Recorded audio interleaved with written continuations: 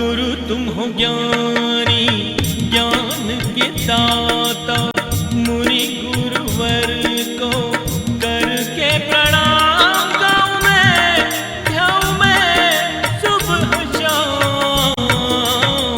पुलक सागर एक नाम एक नाम। इस कार्यक्रम के पुण्यार्जक परिवार हैं श्रीयुत विनोद जी सीमा जी जैन फांदोत उदयपुर, उपाध्यक्ष जिन शरणम तीर्थ ट्रस्ट एवं राष्ट्रीय अध्यक्ष पुलक मंच परिवार, लव जिशिका जैन, अर्चिश हृदय जैन, SRG ग्रुप उदयपुर। एक बात याद रखना, दुश्मनी का सफर ज्यादा लंबा नहीं होता। कभी हम भी थक जाते हैं, कभी वो भी थक जाता है। बोलने का मन सामने वाले का भी होता है और हमारा भी होता है, लेकिन दुश्मनी इससी पलती रहती है कि पहले कौन बोले। इतनी सी बात पे हाथी निकल जाता है, पूंछ अटक जाती है। लोग कहते हैं जानवरों की पूंछ होती है, आदमी की भी बहुत बड़ी पूंछ होती है मेरे भाई, ध्यान रखना, पूंछ अटक जाती है। मैंने कहा जाके इतना ही बोलना कि भाई साहब कल तुम्हारे पूरे परिवार का भोजन मेरे घर में होगा। महाराज क्या बोल रहे हो? उनका भोजन करा दे यार। बोले मैं बोल दूंगा कि महाराज ने बोला है। अकड़ देखो आदमी की, मैं नहीं आया हूं, महाराज ने भेजा है। उनका बोल देना, जा तू जा तो पहुंच जा वहां। बोले ठीक है। घर गया। दूसरे दिन लॉन में बैठ के अखबार पढ़ रहा था। छोटा भाई बड़ा पहुंचा, अखबार से सिर हटाया, ये क्या, ये रास्ता कैसे भटक गया? 10 साल हो गए, कभी हम शादी विवाह में भी नहीं जाते हैं। गया बड़ा भाई, जैसे बाजू में खड़ा हुआ, चेयर पर बैठा था, अखबार छूट गया, खड़ा हो गया। भैया कैसे आए?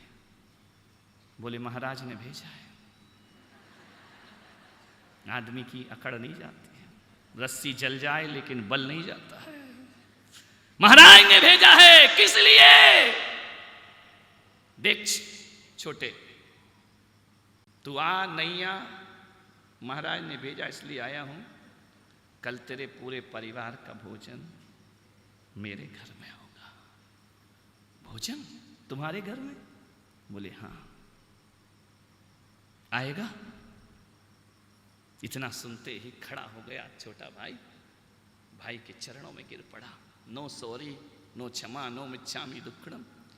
जैसे गिरा, बड़े भाई ने दोनों बाहुओं को पकड़ा और अपने अजान बाहुओं में भर लिया उस भाई को। जैसे ही भरा, दोनों की आंखों से झर झर अश्रुधारा बह गई। रोने लगे, इतने फूट फूट कर रोए कि 10 साल दुश्मनी रही एक बात पर कि पहले कौन बोले। बोले बोल छोटे, तू आएगा या नहीं आएगा? भैया मैं जरूर आऊंगा, बरसों से इंतजार कर रहा था। आज वो दिन याद आ रहा है कि लड़ते तो अपन बचपन में भी थे, झगड़ते थे, लेकिन 1 घंटे बाद फिर गले में हाथ डाल के घूमा करते थे। अरे ऐसे बड़े होने से तो बचपन ही बहुत अच्छा हुआ करता है। किस काम का ऐसा बड़कपन है जहां आदमी भाई भाई का दुश्मन है। बोले आएगा या नहीं आएगा? बोले भैया चिंता मत करो, आज की रात बड़ी बेचैनी से कटेगी, कल सुबह मैं अपने परिवार के साथ तुम्हारे घर भोजन करने जरूर आऊंगा, ध्यान रखिए।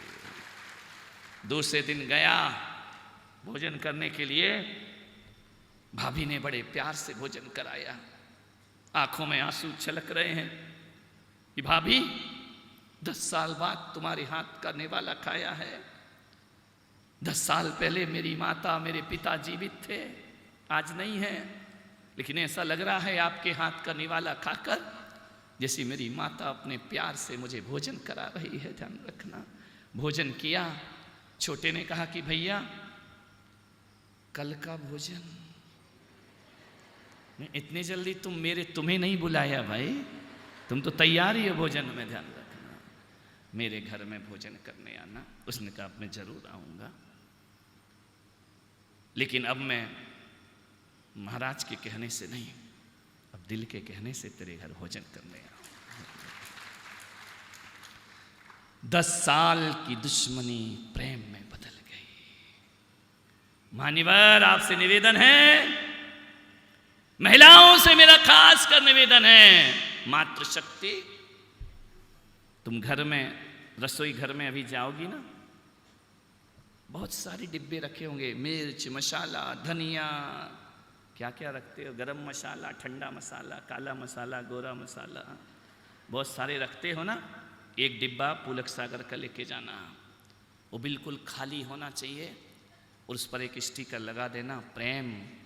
और जब घर में भोजन बनाने बैठो ना, तो मिर्च मसाले जितने भी डालो, एक भीतर के प्रेम का डिब्बा और उड़ेल दिया करो, ध्यान रखना।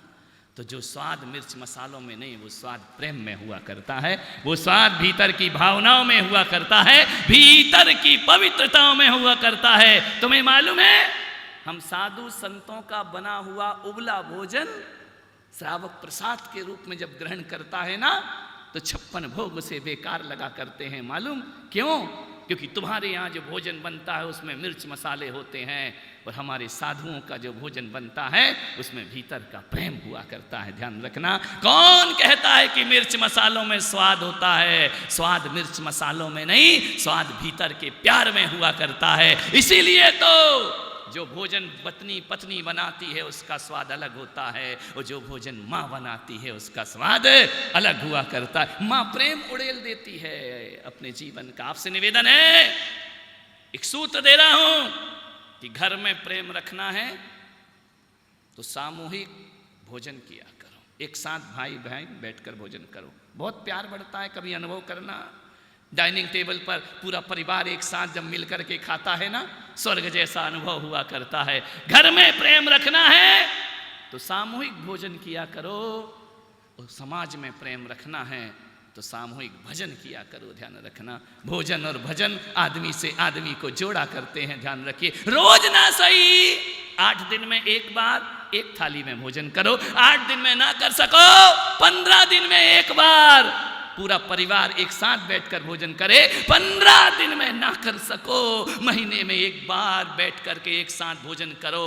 और महीने में ना कर सको तो चिल्लू भर पानी में डूब मरो। काय को जी रहे फालतू के लिए जिंदगी अपनी। ध्यान रखिए, भोजन एक साथ करो, बड़ा प्यार मिलता है भोजन और भजन से। दुर्योधन हस्तिनापुर गया, दुर्योधन ने महल सजाया, नारायण श्री कृष्ण पधारने वाले। नारायण श्री कृष्ण हस्तिनापुर गए संधि का प्रस्ताव लेकर। जैसे ही रथ पहुंचा हस्तिनापुर की बीथियों में, गुलाब जल से, चंदन से, सुगंधि से छिड़का गया। नारायण पधार रहे हैं, नारायण कृष्ण पधार रहे हैं, केशव पधार रहे हैं। जैसे गलियों से निकला, हजारों लोग हुजूम उन्हें देखने के लिए उमड़ पड़ा। एक छोटी सी झोपड़ी, छोटा सा दरवाजा खुलता है। वो कहती, मैं भी नारायण को देखूं, कृष्ण को। दौड़ी दौड़ी आंगन में आती है। कृष्ण मुस्कुराते हुए निगाहें मिलती है, आगे बढ़ते हैं। प्रेम का परमात्मा नारायण कृष्ण हुआ करते हैं। देखा, मुस्कुराए, आगे बढ़े। उस गरीब ने इतने ही कहा, क्या कभी नारायण कृष्ण मेरे घर पाहुना बनेंगे? सोच रही थी, चले गए आगे। प्रस्ताव रखा कि दुर्योधन, पांडवों को 5 गांव दे दो, इतना बड़ा युद्ध मत करो, महाविनाश को आमंत्रण मत दो। लेकिन दुर्बुद्धि दुर्योधन को कुछ समझ में आता है क्या? दुर्बुद्धियों को लाख समझाओ, उनको कुछ समझ नहीं आया करता है। दुर्बुद्धि दुर्योधन ने कहा कि हे केशव, हे माधव, पांडवों को 5 गांव तो छोड़ो, सुई की नोक के बराबर भी जगह देने को मैं तैयार नहीं हूं।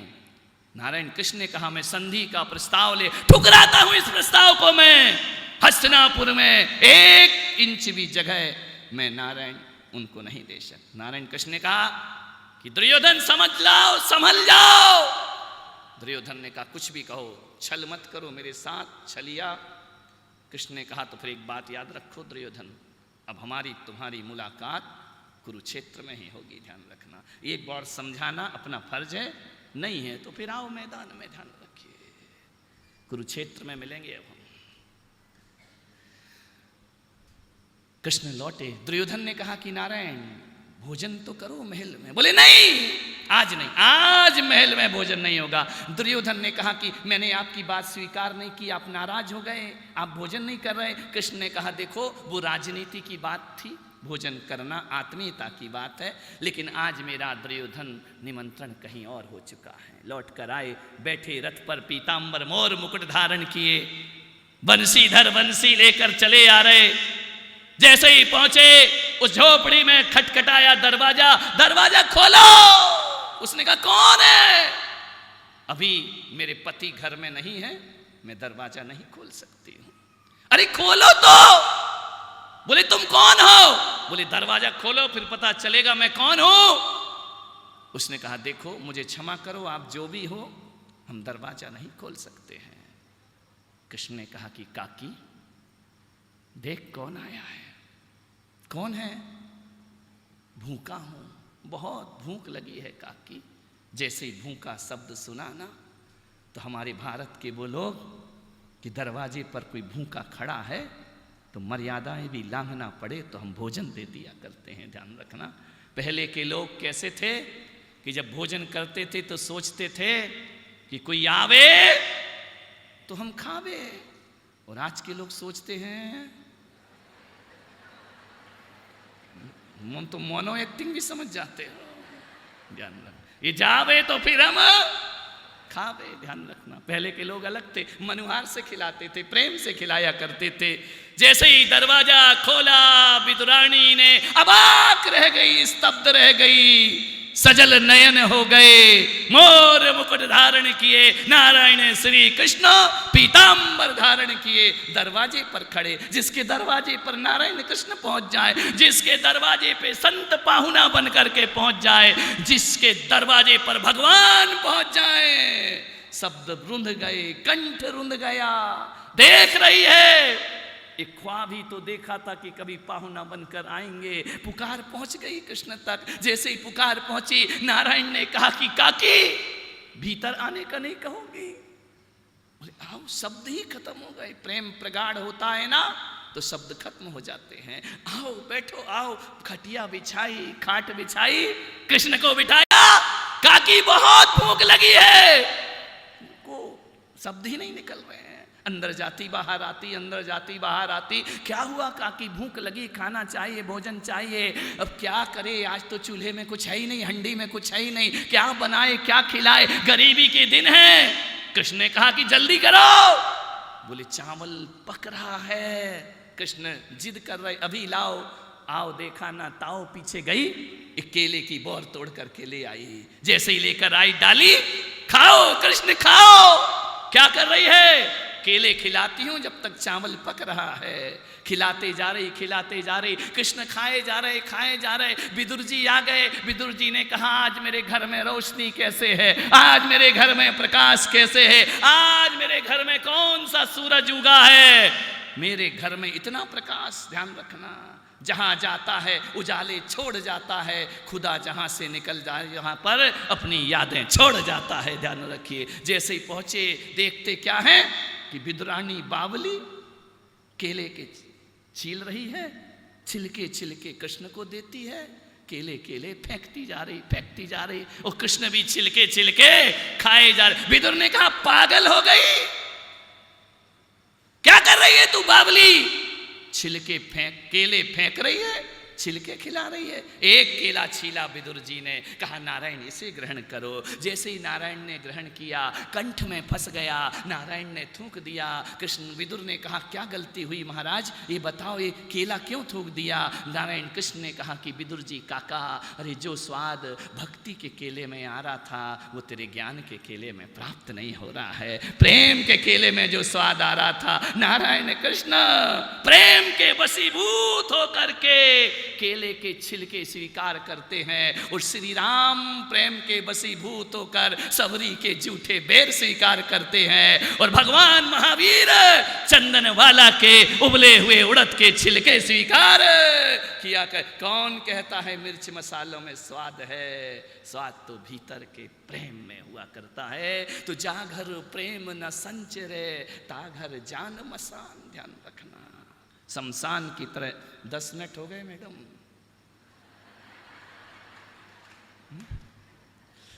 जाना नहीं है क्या? क्या करें? करे क्या मैडम भी? यहाँ विदुर के ज्ञान के केले हैं, उधर विदुरानी के छिलके हैं, जाए तो कहाँ जाए? दिल्ली में ज्ञान के केले बटेंगे, यहाँ भक्ति के छिलके बट रहे हैं। लेकिन मैं आशीर्वाद देता हूँ, बहुत बहुत आत्मीयता से आशीर्वाद देता हूँ, क्योंकि मैडम तो भूल ही गई थी, मैंने कहा था जाना है। ध्यान रखना, बहुत बहुत आशीर्वाद है, दुआएं हैं, सफलता हो, ऊंचाइयों को पाओ। जिस मजबूती से तुम्हारा परिवार खड़ा, मेरा देश भी उसी मजबूती से खड़े करना है। बहुत बहुत आशीर्वाद प्रदान करता हूँ। मान्यवर, समय अपना भी हो गए, अपन भी चले ना। तो इतना ही कहूँगा, प्रेम बहुत बड़ा जीवन का मंत्र है। प्रेम से बड़ा मंत्र दुनिया में कोई दूसरा नहीं हुआ करता है। जाति पाति से भी बड़ा धर्म है, धर्म ध्यान से भी बड़ा कर्म है, कर्म कांड से भी बड़ा मर्म है। मगर सबसे बड़ा यहाँ यदि कोई है तो इंसान, यहाँ सबसे बड़ा कोई है, छोटा इंसान है। अगर यह प्यार से जिए तो धरती स्वर्ग समान है। ध्यान रखना। तो मैं सोचता हूं कि अपना भी प्रेम की दुकान बंद करना चाहिए। समय हो रहा है, अधूरा प्रवचन है। इतना ही कहूंगा कि परिवार जोड़ो, समाज जोड़ो, व्यक्ति जोड़ो। क्योंकि जब कोई किसी से जुड़ता है तो आदमी का जीवन महानता का जीवन हुआ करता है।